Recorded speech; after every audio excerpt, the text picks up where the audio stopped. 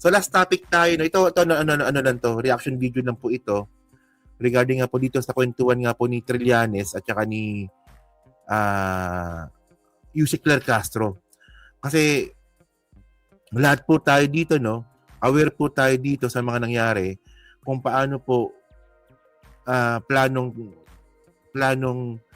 kunin ni Sara Duterte yung presidency, hindi PBBM.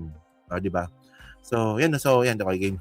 So, mga kababayan, no? So, bali itong itong usapan po na to. No, nangyari po ito sa Bengahan. No, nila Mike Cervera, nila Niolo, at saka ni Koy. Oo. So, abangan nyo kami dyan. Kami, baka next year, pagkatapos namin sa Radyo Pilipinas, kasi last episode na po namin sa The Big Five sa katapusan nitong December. So hindi ko pa alam kung magre-renew kami. Hindi talaga ako sure na kung magre-renew pa kami o hindi, pero mukhang hindi na kami magre-renew doon. Mukhang lilipat din ako dito diyan sa Bengahan na yan. Kasi di ba merong Salamat BBM, sila Yayam, sila Mike, meron silang Bengahan. So magtatayo na naman isa pang bagong group ulit na baka doon ako may sama. So yung kami nila Stephen Lee ata nun. Oo. So ngayon, naikwento ko lang, no? So dito nga po, no, nangyari itong kwentuhan na po na to sa Bengahan nila Mike Cervera. Oh. Ay, gano'n nula ng, hindi ko alam kay Mike kung itutuloy niya pa eh. Pwede kong ituloy mag-isa yun. Pero hindi ko kaya mag-show mag-isa. Oh, pwede nga ako mag-isa. Alam nyo naman, di ba? Hindi ko kaya mag-radyo mag-isa. Oo. Dapat palagi may kasama. Oo. Hindi pa ba nababanggit ni ano? Meron pa kami The Big V, ha? Meron pa kami. May 3 episode pa ata kami. Meron kami mamaya. Next week, meron pa kami. 3 pa. Oo. Kaya yun. Sa mga kita-tax, yan ka na naman, Rochelle, eh. Puro kakalukuhan, eh. So ngayon, mga babayan, no? Hindi, okay lang. Kung sakali mawala yung The Big V, abangan nyo na lang kami dito. Diyan. Di ko alam kung anong magiging pangalan ng show namin. Diyan sa ano na yan, diyan. Di pa namin alam, oh. Pero malamang sa January yan. So ngayon, dito nga po sa usapan na po na to, lahat po tayo aware dito sa nangyari. So napaka-fruitful po talaga ng mga nabanggit dito ni Trillanes. Oo. So wala namang copyright to, no? So panood na lang natin to, no? So, pag ako, kinaparate nila ako, pakang ko sila dito. Okay, tignan nyo to. Pag-iimbestiga. Yes. Siyempre kasi kanina pinag-usapan namin na parang yung pakikipag-away ng Vice Presidente Kapangulo sa start, drama, planado. Kasi nabasa ko po na, di ba, na-activate yung VP-SPG. Yeah. At ang nakita namin dahilan, nabasa ko, at words to from the Vice President, na kailangan ngayon, kasi baka dumating yung time na magkaroon ng strong relationship ang Presidente at ang Vice Presidente. As early as June 2022, kapapanalo pa lang po. So, parang inaisip po tuloy namin, although sabi namin, pwedeng tama, pwedeng mali, na may plano. May plano na ito talaga mangyayari, parang magiging Gloria 2.0 nga, kaya siya nag-Vice Presidente. So, tama po ba? Senti, bigyan niyo po kami ng knowledge about this. Yung VP-SPG po ba talagang kinreate dahil pagka nagkaroon ng strained relationship yung Presidente at Pangulo, pero siyang sariling protection? Okay, let me backtrack a bit, Yusek Claire. At dadagdagan ko yung impormasyon na ibinigay ninyo.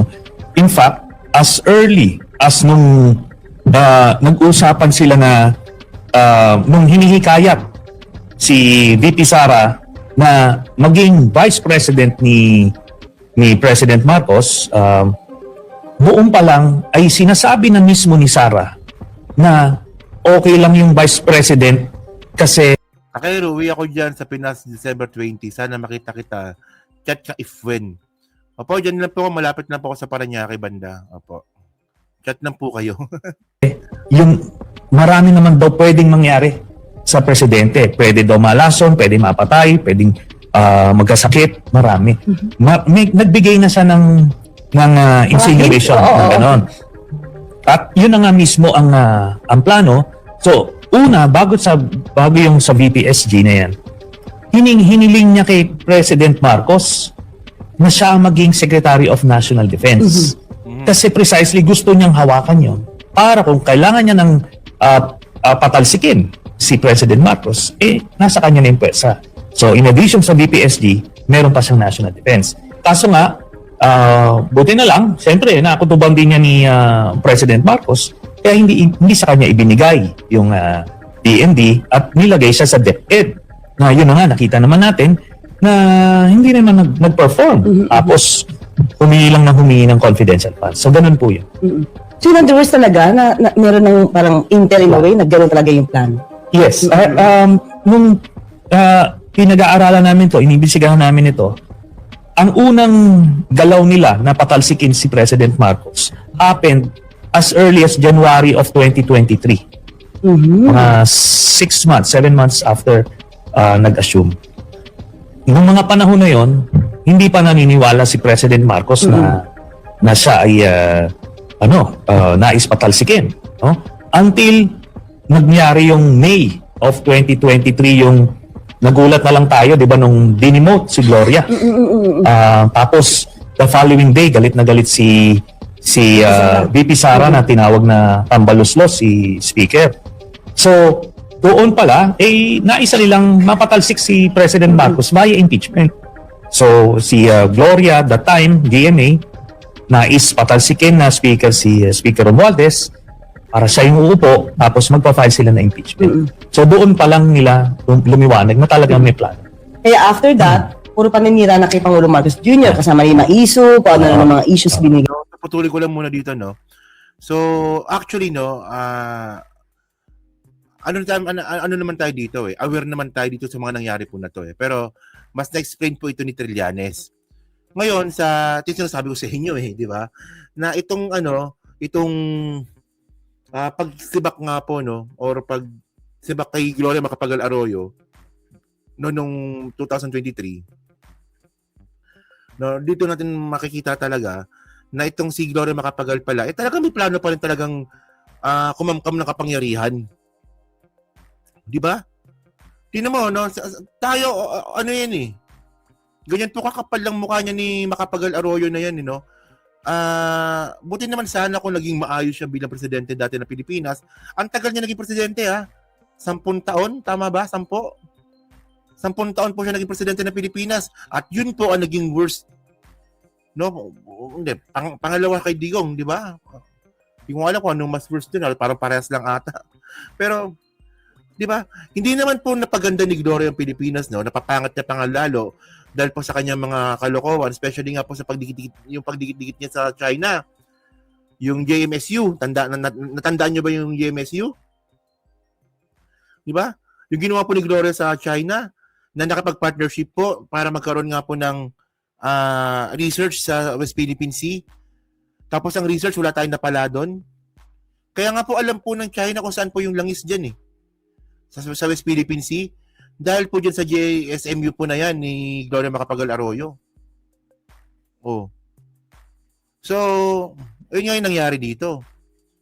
Nadababoy po ang Pilipinas ng panahon ni Gloria, tapos gusto niya pa maging Senate, gusto niya pa maging House Speaker para pabagsakin po si PBBM. So, kaya nga mga kababayan, hindi ko po talaga matira-tira yang si Martin Romualdez Kasi tandaan po natin mga babayan, ito po yung isa sa mga dahilan na kung bakit po naprotektahan ang presidency po ni PBBM. Dahil po kay Martin Romualdez. Para sa akin, parang napakahirap bitawan para sa akin nun Na nung panahon na gusto po ni Gloria Macapagal Arroyo na maging House Speaker, nandyan po si Martin Romualdez para harangin. Di ba? So, yun nga yung point. Kaya di ko sinasakyan yan yung si Martins kasabwat. Kung may ebidensya, maniniwala po tayo.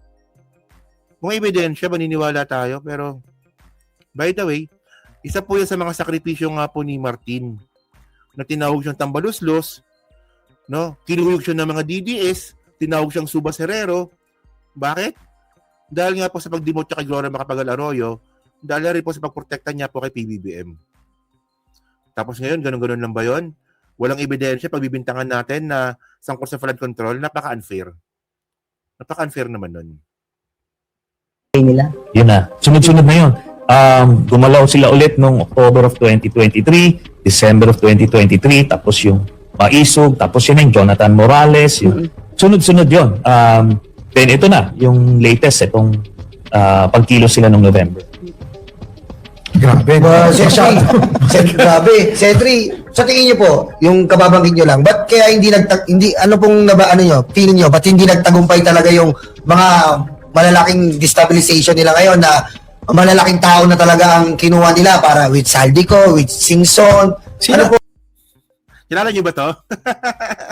Kilala niyo yan? Oh, malamang malamang sa boses kilala ninyo. Pero sa mukha hindi, no? Ano yan? Sinyolo. Oh. Wala siyang choice dito. Talagang magpapakita siya ng mukha dito, eh. No? hindi gumagana yung ano niya, eh. Yung AI niya dito, eh. Sinama pa kamo yung kapatid, si kamukha ni Norman Mangusin. si Mangga, si Aimee. Ano po masasabi niyo, Yus? Siguro, various factors. Unang-una, in-overestimate nila Duterte yung kanilang influensya sa military. Si Piolo. Si Piolo. Ang pakiramdam nila, Alam nyo ito. Personally, no, si Sinyolo, ano yan? Isa yan sa mga vlogger na na okay kasama talaga. Hindi kasi syempre, minsan kasi 'di ba may mga iba-iba tayong ugali, kahit kami makakasama kami. Yan Sinyolo, okay yan. Oo. Walang halong kayabangan sa personal, no? Napaka-approachable. Yung nga lang talaga madaldal lang talaga sa personal. Daldal yan, no? Oh, pero okay yan, no? noon, lalo na nung nandito pa si Digong, na one click lang daw pag sinabi ni Duterte na sama kayo sa akin, umaklas kayo, aklas. Sinubukan niya yan nung October of 2023, yung nanawagan siya na i-audit niyo yung Kongreso, ganyan. Tapos, nung Maisog, gano'n na, January 2024 yon, yun naman yung nagsalita siya at nanawagan na siya. Basically, niliwanag niya na nandito na ako. Kinausap nila ang liderato ng AFP. Kinausap nila para kumalas, mag-withdraw ng support. So, in-overestimate niya, pero ang loyalty kasi ng AFP is Constitution at dun sa duly constituted authority, yung Commander-in-Chief, na si President Marcos. Nung nagretiro na siya as President, as Commander-in-Chief, hindi niya nabit-bit yung loyalty as he expected. So, na-overestimate niya yon. At the same time, na-underestimate din nila si President Marcos. Ina-assume nila na weak leader, na susuko lang, bibigay. So, yun ang two major factors na, I think na kung bakit hindi nagtagumpay yung mga dalaw na yun. Di ba? So, actually, totoo yun. Totoo yun. Akala dati ni Digong na itong si PBBM parang patawa-tawa lang, pangisi-ngisi lang, akala mo hindi papalag. Puta, malupit pala to, no? Pailalim pala bumanat si Presidente. Pailalim pala tumira ito. No. Alam nyo, mas nakakatakot yung ganong klaseng tao na pangiti-ngiti lang, na okay lang yan. Wag na, okay lang yan. Ganun. Puta, tapos kinabukasan pala, hulihin ka na pala papuntang ICC. Di ba? Tindi, di ba? Na, tinan nyo, yung sinasabi ni PBBM kay Kibuloy. Di ba? Nung binabanatan po ng SMNI si PBBM, di ba? Na puro kasinungalingan, puro fake news. Wala kayong narinig kay PBBM, di ba? Wala kayong narinig sa presidente na gago to, papa-aresto ko yan. Wala kang narinig. Nagulat na lang kayo, kung puta kinabukasan, uhulihin na siya. O, di ba? O bakit inasahan ang chess master tactician art of war? Di ba narrative ng ano yan? Narrative ng DDS yan, yung chess master. Diba?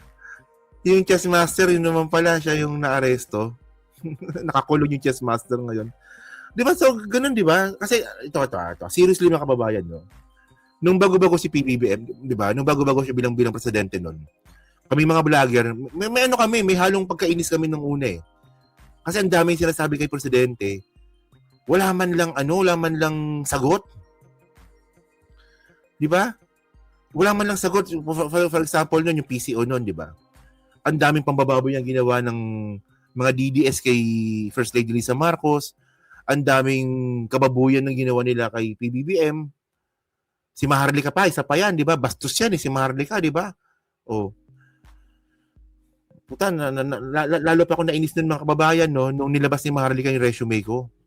Sobrang inis talaga ako nun. Yung tinatago-tago kong totoo kong pangalan, lumabas. kaya ngayon, pag nadilimanda na ako ngayon, ang nakalagay na talaga totoo kong pangalan. Tago si Maharlika, nilabas yung totoo kong pangalan eh. So ngayon, galit na galit kami dati. Ngayon, syempre, sinasabi namin sa PCO, bakit din yung sinasagot yan, yung mga bintang nila Maharlika? Bakit din yung sinasagot yung mga mga paninira nila? Nakakainis. So, sobrang, si Miss Montreal din, nainis din, di ba? Tama ka dyan, Takero. Ako mismo nainis sa style ni PBBM, di ba? Ngayon, yun naman pala, si Glenda Chong pa pala, no? Yun, tapos sabi ng PCO, no? Kasi nangangapa tayo nun eh, kaya di natin alam eh. Sabi ng PCO nun, utos sa amin ng presidente, wag patulan. Di ba? Syempre kami, galit kami nun. Pwede ba iutos ng presidente na wag patulan, sinisiraan na sila? Di ba? Kasi ngayon isip namin, palibasa kasi kayo, bayad na kayo sa PCO. Ganun yung ko eh. Yung pananaw ko nun eh. Palibasa kasi kayo, sumusweldo kayo sa PCO. Kasi trabaho nyo lang yan. Para sa inyo, trabaho lang yan. Ganun talaga yung word na binitawan ko nun. Sa inyo kasi, trabaho lang yan, wala kayo pakalam sa presidente.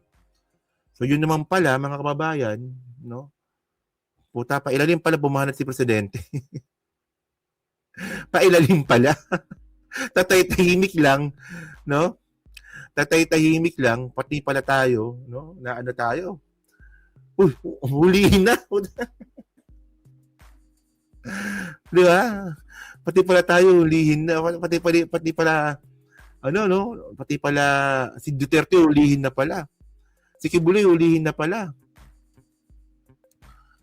Di ba? So, yun lang, di ba? So, yun mga kababayan, no? So, at least ngayon, naintindihan na po natin. Di ba? Tignan nyo, di ba, kapag si PBBM, di ba, napaka-formal eh. Nung isang beses nga po, no? Di nga lang isang beses, maraming beses na nangyari to eh. Baka si Sara na yung susunod, no? Na kapag meron siya sa kabinete niya na ayaw niya, ang ginagawa niya, hindi niya sinisibak. Pinagre-resign niya. Parang graceful exit. So, ibang to. Kailangan mong pag-aralan yung presidente para maintindihan mo. No, kasi nasanay tayo kay Digong na puro bunganga lang na walang gawa eh. Ito malupit to. Bihira lang magsalita pero puro gawa. Di ba?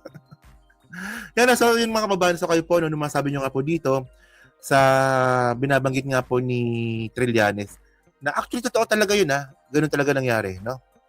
So yun, so pa-comment lang po sa baba at binabasa ko pong dati at syempre dyan po sa team replay, di ba? So pa-like, pa-subscribe, di na makalabisan, pa-share na rin po na video po na to, no?